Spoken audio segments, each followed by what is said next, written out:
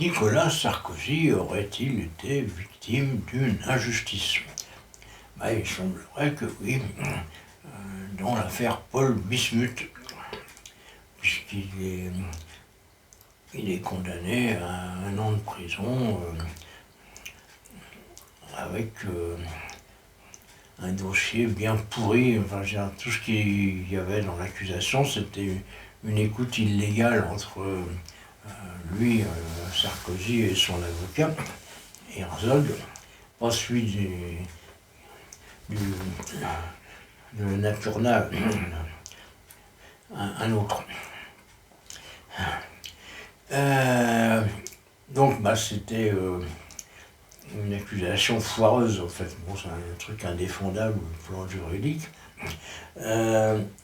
qui va être sans doute cassé d'ailleurs plus tard par quelconque autorité européenne.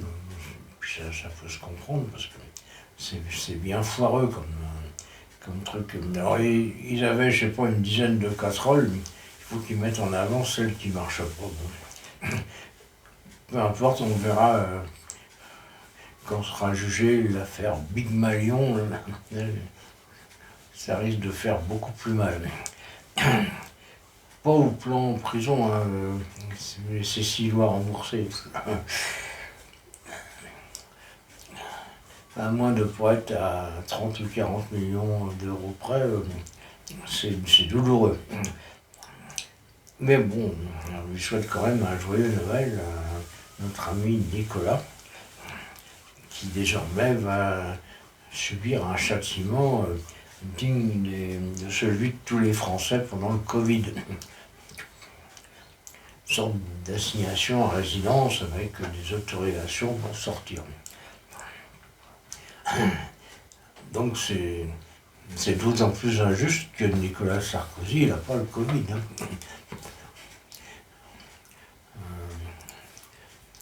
Moi, je serais son avocat, j'argumenterais sur ce thème.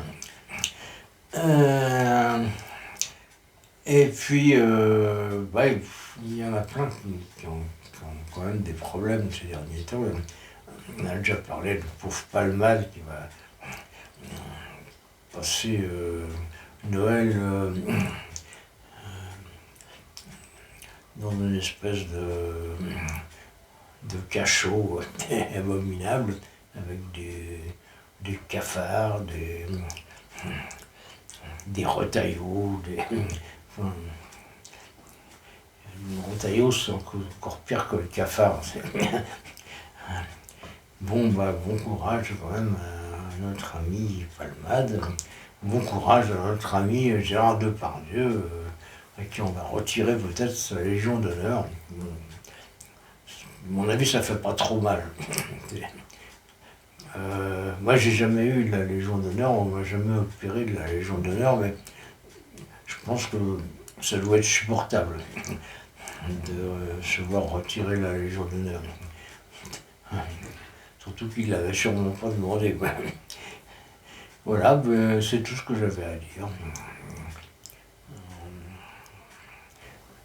You.